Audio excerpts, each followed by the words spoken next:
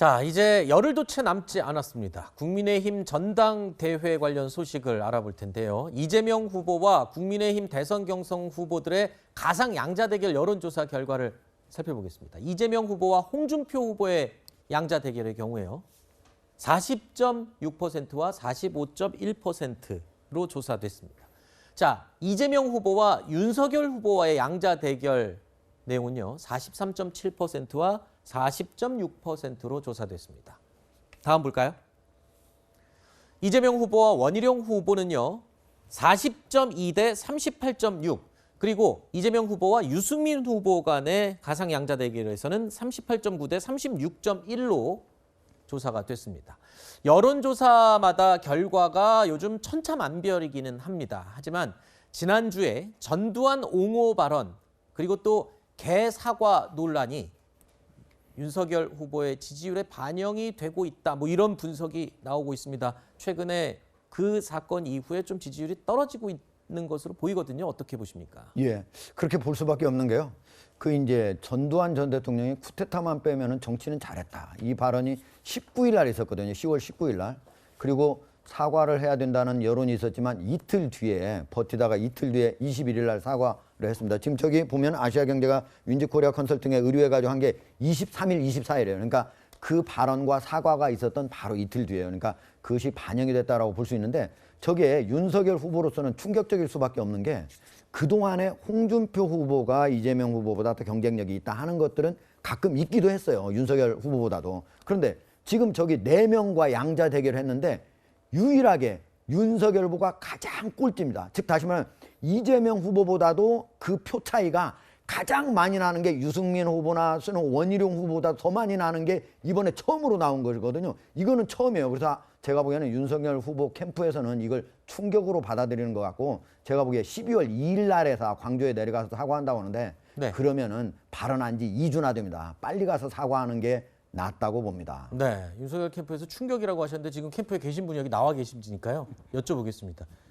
윤 대변인님 어떻습니까? 지금 얘기한 대로 지금 분위기가 굉장히 안 좋을 것 같은데 캠프 내 분위기가 어떻습니까?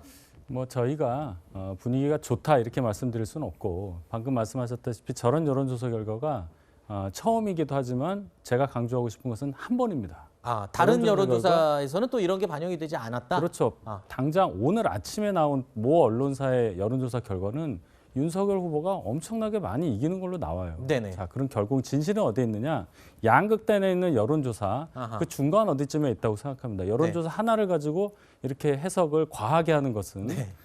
말 그대로 과하다 네. 이렇게 생각합니다. 알겠습니다. 그래서 제가 앞부분에 시작할 때 여론조사의 결과가 천차만별입니다라고 전제를 깔고 제가 이 조사 결과를 전해드렸습니다. 이 결과가 여러 개 중에 가장 눈에 띄더라고요. 그래서 윤 캠프에서도 뭐 이런 거 듣고 좀 자극을 받을 필요가 있지 않나. 네, 그런 더 생각도 최선을 드네요. 다하겠습니다. 알겠습니다. 자, 어제 확정된 여론조사 문구가 후보들의 운명에 어떤 영향을 미칠지도 또 관심사입니다. 민주당 이재명 후보와 국민의힘 후보 4명을 1대1 대결로 모두 나열해서 설명을 한 뒤에 경쟁력 있는 후보가 누구냐라고 물은 뒤에 4명의 후보 가운데 1명을 고르는, 좀 복잡하죠. 어쨌든 최종적으로는 사지선다 방식이 될 것으로 보입니다. 자, 선관위의 결정에 대해서 각 후보들 간의 반응은 좀 엇갈렸습니다. 어떤 내용인지 들어보시죠. 후보들은 권한이 없고 또 당에서 내려진 결정이기 때문에 따라갈 수밖에 없지 않나 그렇게 생각합니다. 결국은 저희들이 한 주장대로 들어준 것 아닙니까? 그래서 저는 거기에 대해서 전혀 이의 없습니다. 그게 당원 투표가 한 번 하면 여론조사 투표도 한 번 해야죠.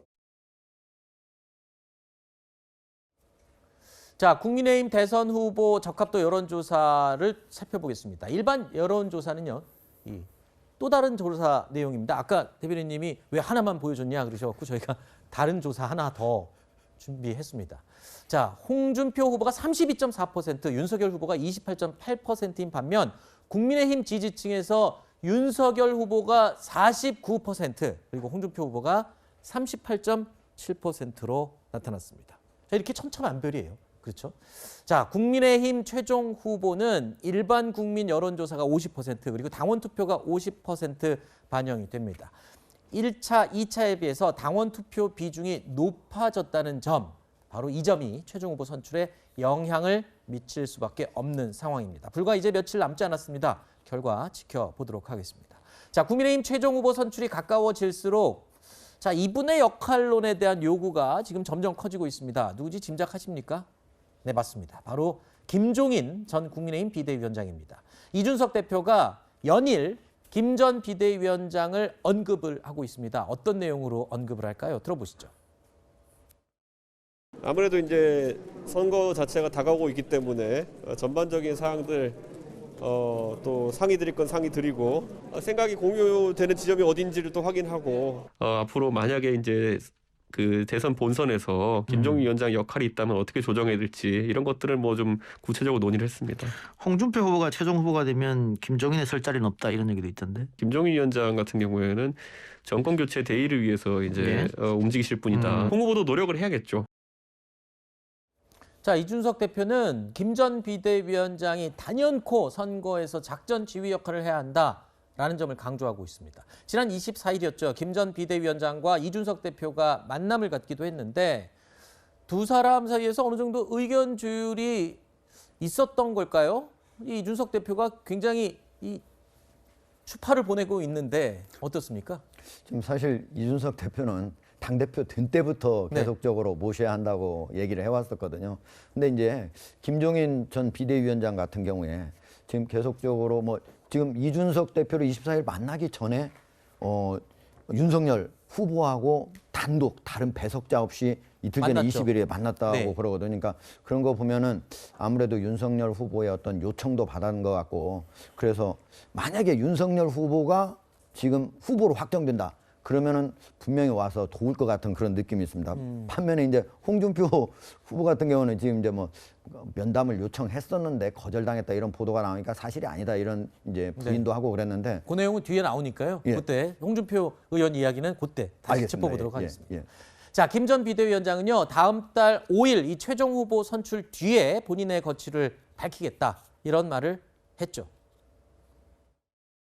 11월 5일 날 후보가 확정이 되면은 선대본부를 철회할 텐데 그 선대본부를 어떻게 구성할 것인지는 그런 생각을 갖다가 뭐 이제 우리 이제 이준석 대표가 가지고 있고 얘기를 해서 그것만 들은 거예요. 나는 아무 내가 고난이 없는 사람인데 내가 뭐라고 얘기를 해. 다음 대통령 후보 될 사람이 과연 나라를 이끌어가는데 확실한 무슨 비전과 확실한 계획이라고 하는 것이 있어서 그것이 지킬 수 있는 가능성이 있는 후보인지 아닌지 그걸 갖다 내가 확인을 하지 않으면은 난 절대로 안 해요.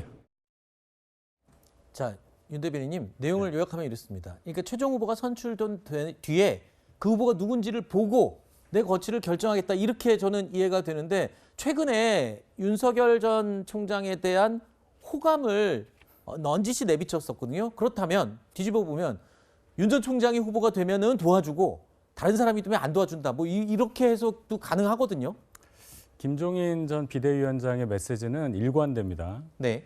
당 대선 후보가 결정되기 전까지는 어느 특정 후보를 밀어주는 일은 없을 것이다. 이렇게 네. 얘기를 했단 말이죠. 그 얘기가 지금 말씀하신 해석과는 전혀 다른 얘기예요. 아, 그래요? 누가 되는지를 보고 결정한다는 게 아니라 네. 결정이 되면 당의 후보가 결정이 되는 상황에서 본인이 아하. 개입할 수 있다는 얘기라는 것으로 보고 네. 근데 다만 이제 윤석열 후보에 대해서 긍정적인 메시지를 자꾸 내시는 건 어떻게 해석을 해야 되냐는 건데 이분 나름대로도 개인적으로 판단을 할 거 아니겠습니까? 누가 될 것 같으냐 또 누가 당 대선 후보가 되는 것이 정권 교체에 훨씬 유리하겠느냐 앞으로의 국가 비전과 맞지 않겠느냐 이런 생각을 하셨을 텐데 네. 그것은 김종인 위원장 본인의 해석이고 거기에 대한 판단은 국민의 몫이라고 생각합니다. 평소 김종인 전 비대위원장을 잘 아는 분의 얘기이기 때문에 뭐 반박할 여지가 없는 것 같습니다. 알겠습니다. 그럼 앞으로 진짜 5일 후에, 이거 11월 5일에 이 결정이 되면 실제로 어떤 행보를 보일지 한번 지켜보도록 하겠습니다. 자, 국민의힘에서 윤 후보와 양강 구도를 형성하고 있는 홍 후보 입장은 그럼 어떨까요? 윤 후보 측과 홍 후보는 김종인 전 비대위원장을 두고도 신경전을 벌이고 있습니다. 들어보시죠. 분명한 거는 전화를 일주일에 한 두어 번씩은 같이 통화를 하시는 모양이더라고요. 예.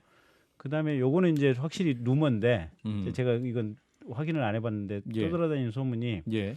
H 후보가 위원장께 독대를 요청했는데 위원장께서 리젝을 했다고 하더라. 윤석열 후보 측에 이상한 사람이 나가서 내가 뭐 김종인하고 만나려고 했는데 거절당했다. 그런 네네, 거짓말도 맞아요. 하는데 김종인 위원장은 경선에는 관련이 없는 사람입니다. 네네. 제가 만나자고 연락한 일도 없습니다. 네네. 아, 연락다. 참모들이 걱정이 되니까 만나보라고 계속 종용을 해도 저는 경선에는 만날 생각이 없습니다. 경선에서 만날 생각이 없다라고 명확하게 지금 이야기를 하고 있거든요. 홍준표 의원은. 그러니까 홍준표 전 대표도 그렇고 김종인 위원장도 굳이 경선에서 뭔가 만나서 역할을 하기보다는 본선에서 역할을 했을 때 당신들의 어떤 가치가 있는 거죠. 그리고 네. 그 전 대표 입장에서도 지금 뭔가 윤석열 후보는 좀 홀로 서기가 좀 어려워서 마치 김종인 위원장한테 좀 의지하고 있는 것 같은 그런 느낌으로도 비춰질 수 있거든요. 그보다는 나는 지금 홀로 당당하게 서고 그리고 이제 후보가 됐을 때는 당연하게 어떤 정권 그 교체를 위해서 김종인 위원장과 손을 잡고 김종인 위원장도 후보가 누구냐가 중요한 게 아니라 본인이 그런 어떤 대의를 위해서 네. 당신의 역할을 충분히 하실 거라고 보기 때문에 네. 이게 뭐 서로 감정으로 만나고 안 만나고 이럴 문제는 아닌 것 같습니다. 네. 경선에서는 만날 생각 없다. 그러면 뒤집어 보면 또 본선에서는 그럼 만나겠다. 네. 뭐 이렇게 이해를 할 수도 있을 것 같습니다. 자, 이 무엇보다 지금 앞으로 일주일 정도 남은 이 국민의힘 경선 최종 결과가 가장 뜨거운 이슈가 되고 있습니다. 자, 저희가 준비한 Q&A는 여기서 마무리하고 세 분께는 인사드리겠습니다. 오늘 말씀 고맙습니다.